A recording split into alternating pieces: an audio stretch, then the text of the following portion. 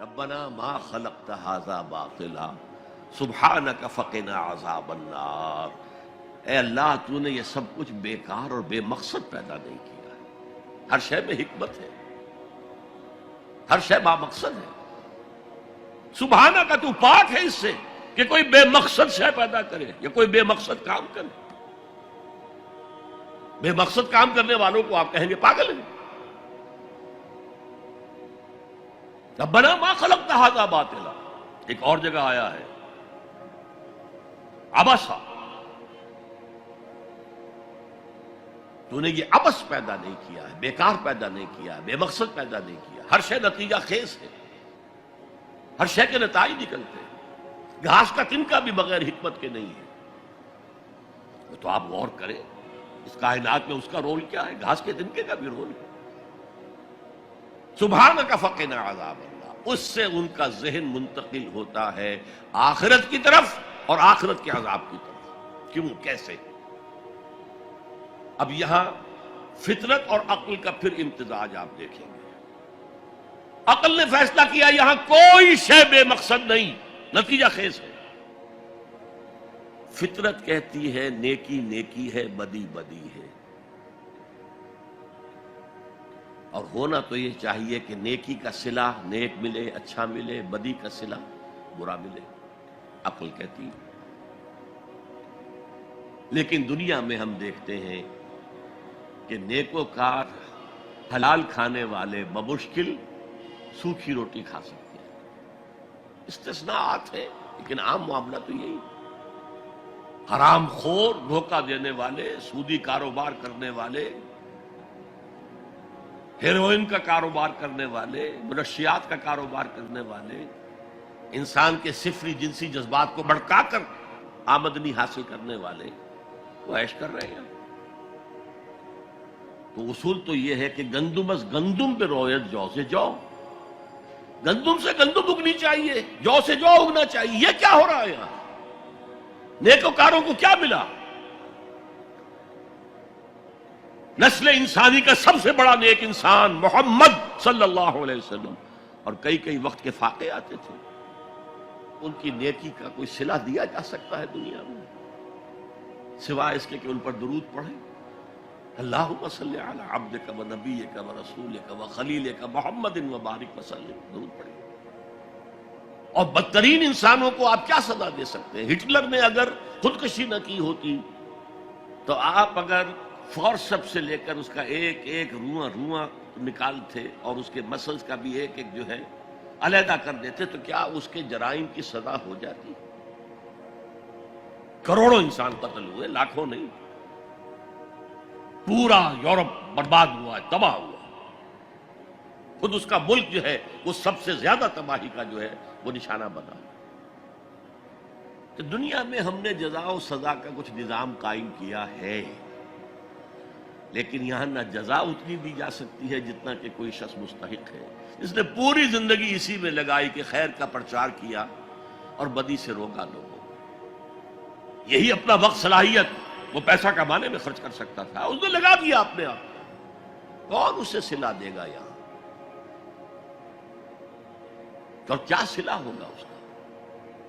اور جن لوگوں نے لوگوں کو گمراہ کیا، شیطان کے چیلے بن گئے، ہزاروں لاکھوں انسانوں کو گمراہی کی طرف دھکیل دیا، ان کو یہاں کیا سزا دی جا سکتی؟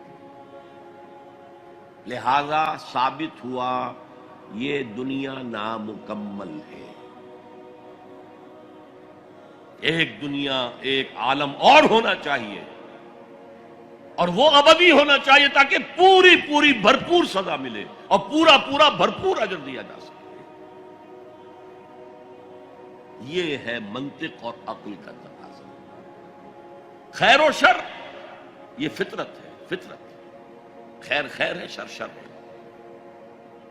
آج کل کی دنیا میں تو کہہ دیا جاتا ہے nothing is good or bad, only thinking makes it so۔ نہیں، نیکی نیکی ہے، بدی بدی ہے، اور انسان فطری طور پر جانتا ہے یہ نیکی ہے، یہ بدی ہے۔ یہ مورل لا ہے، میں نے کانٹ کا حوالہ دیا، دی مورل لا ود ان، ہمارے اندر ہے۔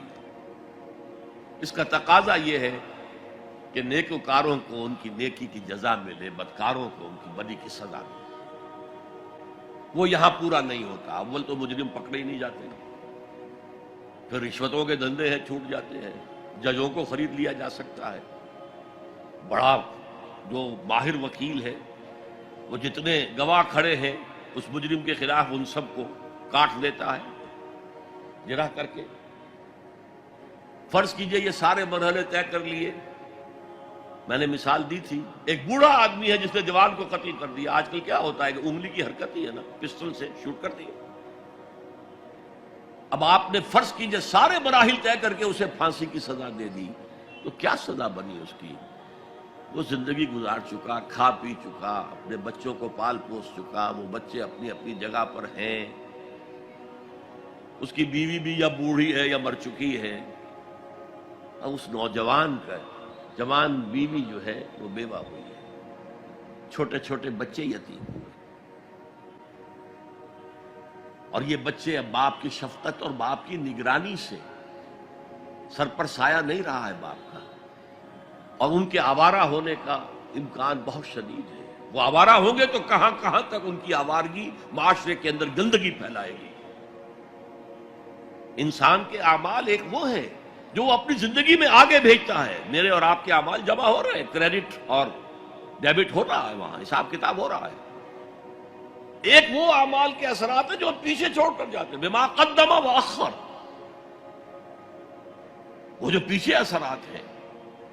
آج جو کوئی نماز پڑھ رہا ہے وہ حضور کے طفیل ہی پڑھ رہا ہے، جو روزہ رکھ رہا ہے وہ حضور کے طفیل ہی روزہ رکھ رہا ہے.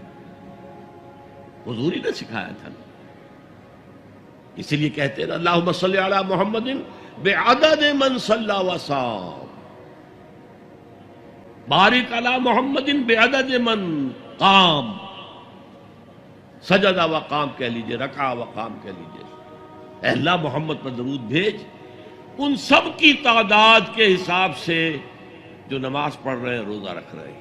اس لیے کہ وہ محنتیں مشقتیں 23 برس کی تھیں جن کا یہ نتیجہ نکل رہا ہے. تو یہ ہے ایمان باللہ سے ایمان بالآخرت تک فطرت اور عقل کی رہنمائی. الذین یذکرون اللہ قیاما وقعودا وعلی جنوبہم ویتفکرون فی خلق السماوات والارض ربنا ما خلقت هذا باطلا سبحانک فقنا عذاب النار ربنا انک من تدخل النار فقد اخزیتہ وما للظالمین من انصار. اے اللہ جن کو بھی تو جہنم میں داخل کر دے گا ان کو تو رسوا کر دے گا، وہ رسوا ہو جائے، اور ایسے ظالموں کا کوئی مددگار نہیں ہوگا، کوئی تیرے فیصلے کو بدلنے والا نہیں ہوگا، کوئی تیری احتساب کے راستے میں حائل ہونے والا نہیں ہوگا، کوئی تیرے محاسبے کے رخ کو موڑنے والا نہیں ہوگا، کوئی مددگار نہیں.